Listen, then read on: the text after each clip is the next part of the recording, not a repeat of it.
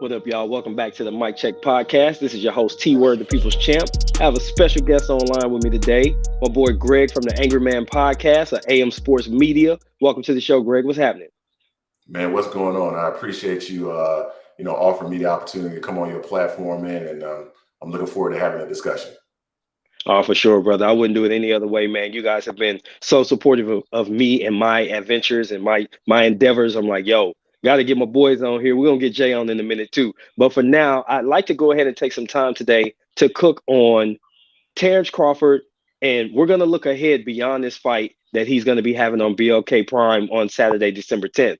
We're going to project what could possibly happen after the fight for Terence Crawford as well as BLK. So I'd like to start with the Terence Crawford side of it.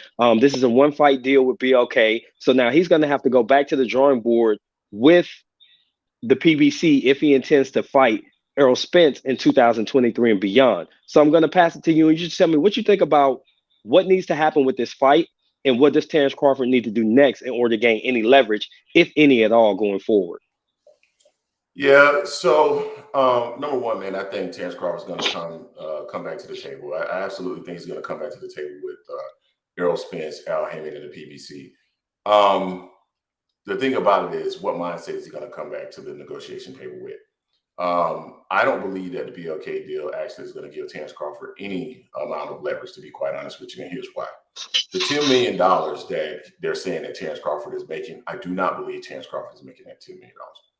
When BK asked him the question, "Hey man, I'm hearing you making a certain amount of dollars, $10 million." If you notice and you looked at what he did, he never actually said, "Yeah, I'm making $10 million." What he said was he just did the nod and said he got to get to the bag, right?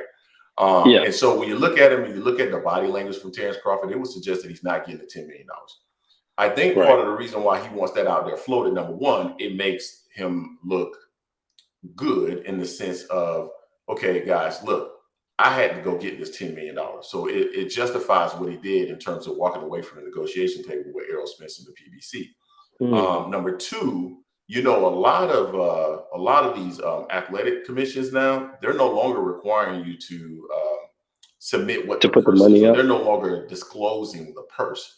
So that information is not available anymore. So maybe Terence Crawford feels like somehow he can come back to the negotiation table saying he has a $10 million deal or something like that. At the end of the day, the PBC, Al Hammond, they're going to ask for him to validate the amount of money he's getting.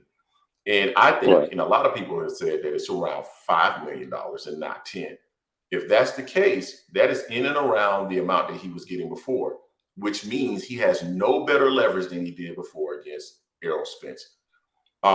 So I think they're going to have to go back. They'll start renegotiating, but I do believe a starting point to some degree will be where they left off, right? It's going to be, hey, you show us what you made. I made X dollar. Let's just say it's the $5 million. You made $5 million. Well, you made $6 million with Porter. So you really don't have any additional leverage. And oh, by the way, Errol's going to go fight Keith Thurman. And guess what? Errol's probably going to do over 300,000 buys with Keith Thurman. So is he going to be in a better position? Probably not, because Errol's probably going to generate even more pay-per-view buys. Considering that when you look at the BLK Prime event so far, they had one presser, a little bootleg. They had a weigh-in today. It looked like it was on someone. It looked like they were using like a bathroom scale. The ring girls look very suspect, right? So when I look at just the whole event, now maybe they can gain some ground back tomorrow as they do the actual broadcast, and maybe that broadcast will look amazing. But I highly doubt it. So I don't think he's going to be able to leverage BLK to that extent. So what ends up happening for Terence Crawford, I think, is going to end up being one or two things. Number one, I'm not so sure Terence Crawford really wants this fight anymore. I'm really not. Like, I used to be very confident that he wanted to fight. I'm not as confident that he wants to fight anymore. When you start talking about fighting in the UK, when you start talking about all these different other things that he's brought up in the past, the transparency, which I was told and heard that he actually had that level of transparency. When you start to create these different avenues, and it's clear that you don't necessarily understand all the underlying business that needs to be done, I feel like it's going to be hard for them to actually make that fight. And maybe Terence Crawford simply doesn't want to make that fight. So if that's the I case, tend then maybe his next step is going to be. I personally think his next step is going to be a Mhm. step up to 154. That's what I Wow. think. So I believe that there's a couple of mid-tier 147s that he might touch instead.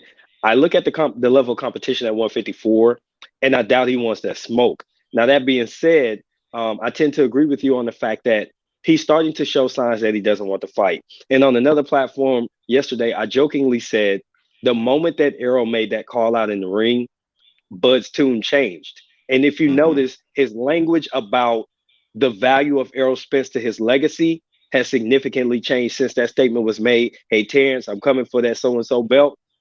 Things got different at that point. So, that being Mm-hmm. said, I do project that there may be some rethinking going on Terence Crawford's part. Now, I'd like to go ahead and pivot also to BLK in the wake of this. So, when everything is over, let's say everything goes good, the production is there. Zab Judah, Paulie Malignaggi, as well as Antonio Tarver do a really good job on the presentation. We don't have any technical issues, and Bud does what Bud's supposed to do: go in there and knock David out within the first half of the fight.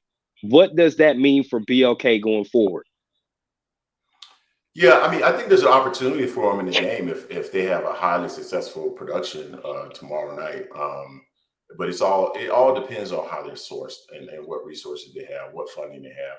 I'm a firm believer that the resources is going to really drive the performance of BLK Prime, and I still don't really understand where the resources are coming from. And so Right. that's my concern with BLK Prime. Now, if they are successful tomorrow and they have the resources, then they may be able to, sign a few fighters. I don't doubt that at all. Um, but it all depends on the resources, T, and that's the part that it's a really difficult question and a really difficult answer because at the end of the day, it all depends on what resources they have. If they have the resources, they'll be successful. If tomorrow goes terribly, and they don't have the resources, you won't hear about BLK much longer, unless what a lot of the fans have been saying is true, that is some type of money laundering business. Absolutely. I'm definitely projecting BLK to be in the news and not in a good way when this is over, especially if it comes out kind of successful. I really believe that it's going to draw more attention and people are going to pull the curtains back a little bit more and they're going to discover some things that just don't sit right. And some famous names, DK, may pop up somewhere mixed in there. Mm-hmm. The wrong wealthy person, you know what I mean, might pop up in the midst, but I'm only projecting. This is just my opinion. This is just our opinion here that we see from the seats, from even the cheap seats, if you want to call it that. We sitting at home just watching this thing play out, and some things look a little funny. The only thing that does look right, Bud looked like he was in great shape. He looks like he did prepare for an actual fight. David looks to be in great shape as well. So from their end of what they've agreed to do for BLK, they look like they're ready to go. It's going to be up to BLK Prime to make sure that they put on a really great performance and give people something to talk about, something to think about, and maybe become a player. So we're going to leave it there. Hopefully, you guys can chime in the comments. Don't forget to like, comment, subscribe, share it with a friend and another friend. This has been T Word and Greg from the Angry Man Podcast. Until the next time, we're out of here. Peace. Peace.